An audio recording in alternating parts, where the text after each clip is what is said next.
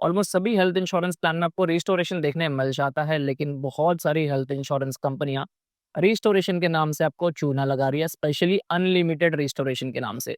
हमारे जो Indian consumers है उन्हें लगता है कि अनलिमिटेड रिस्टोरेशन है, इसका मतलब बहुत ज़्यादा अच्छा है। रिस्टोरेशन आपको वन टाइम मिले या फिर अनलिमिटेड टाइम, डजंट मैटर, वो किस तरीके से काम करता है वहीं पे सारा खेल हो जाता है।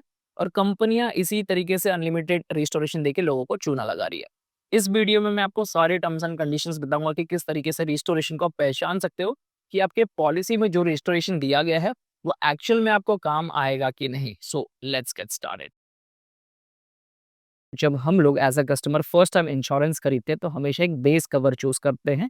इधर 5 लाख, 10 लाख, 15, 20, 1 करोड़, 2 करोड़, ये है मेरा बेसिक सम इंश्योर्ड, जिसे कि हम बेस कवर भी कहते हैं। And this is 10 lakh rupees coverage in my case. और जैसे ही मैंने रिन्यूअल कराया, कंपनी ने मुझे 50% का नो क्लेम बोनस दे दिया। मैंने इंश्योरेंस लेते वक्त इन्फ्लेशन शील्ड एक राइडर लिया था, जिसमें कि इंडिया के इन्फ्लेशन के हिसाब से 5%, 6% जिस तरीके से बढ़ता है इंडिया का इन्फ्लेशन, उसी तरीके से मेरा जो कवरेज है बेस अमाउंट, उसी के साथ साथ ये भी बढ़ना शुरू हो जाता। तो मेरे केस में कंपनी ने 6% का मेरा इन्फ्लेशन शील्ड के बेसिस पे 6% का कवरेज और बढ़ा दिया ऑन माई फर्स्ट रिन्यूअल। मैंने अपने पॉलिसी में 100% बोनस वाला भी राइडर ऐड किया था। तो क्योंकि ये मेरा फर्स्ट रिन्यूअल है तो मुझे कंपनी 100% बोनस देगी।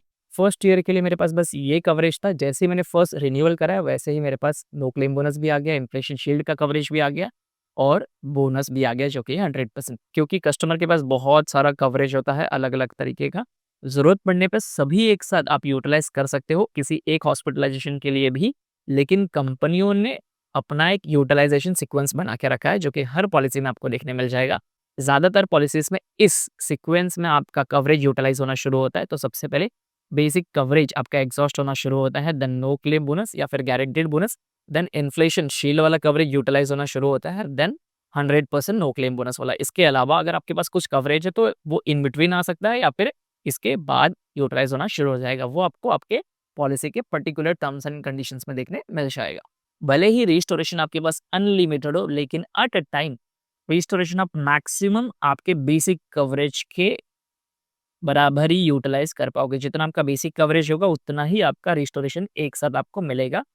मैं इसलिए इसको अलग से रख रहा हूँ बिकॉज जरूरत पड़ने पे आप ये सारी चीजें एक साथ यूटिलाइज कर पाओगे, लेकिन ये जो रिस्टोरेशन है ना, इसका यूटिलाइज करने का टर्म्स एंड कंडीशंस बहुत ही ज्यादा डिफरेंट होता है। चलिए अब समझ लेते हैं कि आपका रिस्टोरेशन किस तरीके से यूटिलाइज होने वाला है in different health insurance plan. सबसे पहले हम केयर सुप्रीम और केयर अल्टीमेट की बात करेंगे, जो कि बहुत ही ज़्यादा पॉपुलर प्लान है। उन प्लान के टर्म्स एंड कंडीशन ने क्लियरली मेंशन किया है कि जब तक आप ये पूरा कवरेज जो आपके पास है ज़ीरो नहीं कर लेते, तब तक आप इस रिस्टोरेशन को यूटिलाइज नहीं कर पाओगे। अगर आप ये कवरेज यूटिलाइज करते करते आपका थोड़ा सा भी कवर बच जाता है मल्टीपल हॉस्पिटलाइजेशंस में, फिर भी आप ये रिस्टोरेशन यूज़ नहीं कर पाओगे बिकॉज़ अभी भी आपके पास ये कवरेज बचा हुआ है। और मान लो किसी एक हॉस्पिटलाइजेशन में आपका ये भी कवरेज यूटिलाइज़ हो जाता है, तो जाके आप इस वाले हॉस्पिटलाइजेशन में नहीं, नेक्स्ट वाले हॉस्पिटलाइजेशन में इस पूरे कवरेज को यूज़ कर पाओगे। तो बस यही लिमिटेशंस है कि उस पर्टिकुलर हॉस्पिटलाइजेशन में यूज़ नहीं हो पाएगा, ज़ीरो होने के बाद भी नेक्स्ट हॉस्पिटलाइजेशन में आप ये यूज़ कर पाओगे।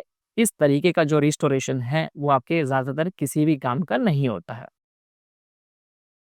चलिए सेम सिनेरियो में हम सेकंड तरीके की रिस्टोरेशन की बात कर लेते हैं। नीवा, बुपा, एस्पायर जैसी पॉलिसीज़ में इस तरीके का रिस्टोरेशन आपको देखने मिल जाता है, जिसमें कि कंपनी कहती है जैसे आप फर्स्ट क्लेम करते हो, किसी भी अमाउंट का हो, पूरा आप यूटिलाइज़ कर लो या फिर थोड़ा-सा अमाउंट यूटिलाइज़ करो। हम आपको थोड़ा-सा यूटिलाइज़ करने के बाद हम आपको डायरेक्टली ये जो रिस्टोरेशन है ना, आपको यहाँ पे दे देंगे। दैट मीन्स आप एक साथ पूरा कवरेज यूटिलाइज़ कर सकते हो। कंडीशंस में क्लियरली मेंशन होता है कि after your first claim your you can use your restoration, and वो कंबाइंड फॉर्म में आप यूज़ कर सकते हो। ज़रूरत पड़ने पे ये जो रिमेनिंग थोड़ा-सा आपने यूज़ कर लिया, वो बचा-कुचा ये है और एक साथ पूरा यूटिलाइज़ कर पाओगे। दैट मीन्स आपके पास इतना सारा कवरेज आ जाता है टू यूटिलाइज़।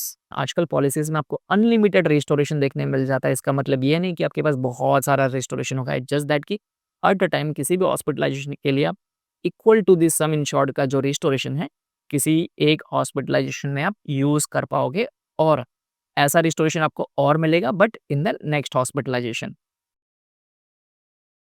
अब चलिए थर्ड टाइप ऑफ रिस्टोरेशन की बात कर लेते हैं, जो कि बहुत ही ज़्यादा कॉमन है। कंपनी कहती है कि after partial utilisation of this coverage आपको आपका रिस्टोरेशन मिल जाएगा, बट आपको रिस्टोरेशन उतना ही मिलेगा जितना आपने अपना बेसिक कवरेज यूटिलाइज किया है। दैट मीन्स कि मान लो मुझे क्लेम आ जाता है 5 लाख रुपए का, मैंने 5 लाख रुपए यूटिलाइज कर लिया है, मैं डिस्चार्ज होने के बाद घर पे चले जाता हूँ और उसी के कुछ दिन बाद मुझे फिर से हॉस्पिटलाइजेशन की ज़रूरत पड़ती है। अब मेरे पास तो ये कवरेज है, तो थर्ड रिस्टोरेशन टाइप में आपका जितना आपने यूटिलाइज किया ना बेसिक सम इंश्योर्ड का, उतना ही आपको रिस्टोरेशन एक्स्ट्रा दे दिया जाता है। अब ये अमाउंट जो पेंडिंग है वो आप यूटिलाइज नहीं कर पाओगे। आफ्टर योर फर्स्ट क्लेम आप सेकंड हॉस्पिटलाइजेशन के लिए इतने सारे कवरेज के लिए एलिजिबल हो जाते हो।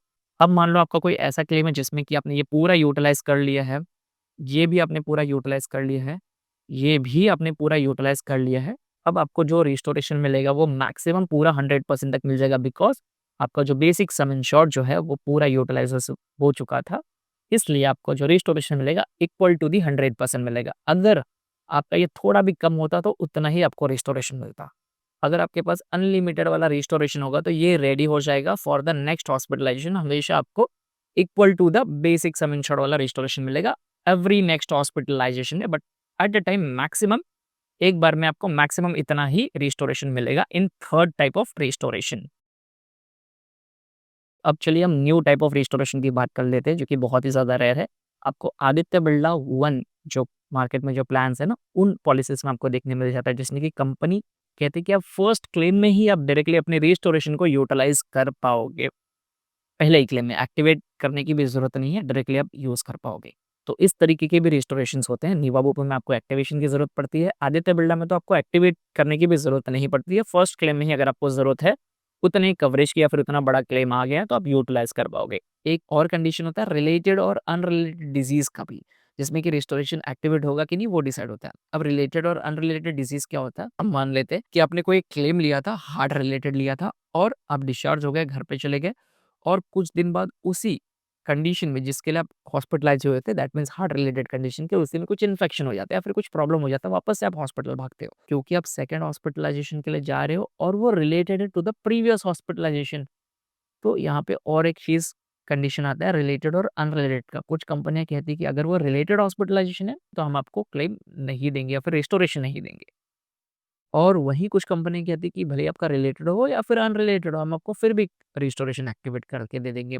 उसके अलावा कुछ कंपनियाँ कहती हैं कि रिलेटेड के लिए हम देंगे, लेकिन अगर आप हॉस्पिटलाइज़ होगे for the related health condition 45 days बाद, तब आपको रिलेटेड भी देंगे और अनरिलेटेड तो डेफ़िनिटली आपको देंगे। अनरिलेटेड में कोई इश्यू नहीं आता, रिलेटेड में ही बहुत लोगों को इश्यू आ जाता है, फिर बहुत सारी कंपनी को इश्यू आता है। जैसे कि आईसीआईसीआई एलिवेट का जो हेल्थ इंश्योरेंस प्लान है, उसमें 45 डेज़ का क्लॉज़ है for the related health condition for the restoration to get activated. इसके अलावा एचडीएफसी में कोई भी ऐसा कुछ नहीं है, भले ही वो रिलेटेड हो या फिर अनरिलेटेड हो। एचडीएफसी की ऑप्टिमा सिक्योर और ऑप्टिमा रिस्टोर में दोनों में ही रिलेटेड और अनरिलेटेड डिजीज होना, तो फिर भी आपका रिस्टोरेशन जो है फुल और पार्शियल यूटिलाइजेशन भी एक्टिवेट हो जाता है। टाटा के मेडिकेयर और मेडिकेयर प्रीमियर प्लान में आपका जो रिस्टोरेशन है वो 45 डेज बाद एक्टिवेट होता है फॉर द रिलेटेड डिजीज, और अनरिलेटेड के लिए जस्ट नेक्स्ट डे भी आप ले सकते हो। इस वीडियो के लिए फिलहाल इतना ही। आई होप कि आपको रिस्टोरेशन का कॉन्सेप्ट समझ में आ गया होगा और अब आप गलती नहीं करोगे अपने रिस्टोरेशन को पहचानने में। वीडियो पसंद आई होगी यार तो लाइक कर देना, चैनल पर नए हो तो सब्सक्राइब कर देना, and thank you for watching this video guys, have a good day, bye.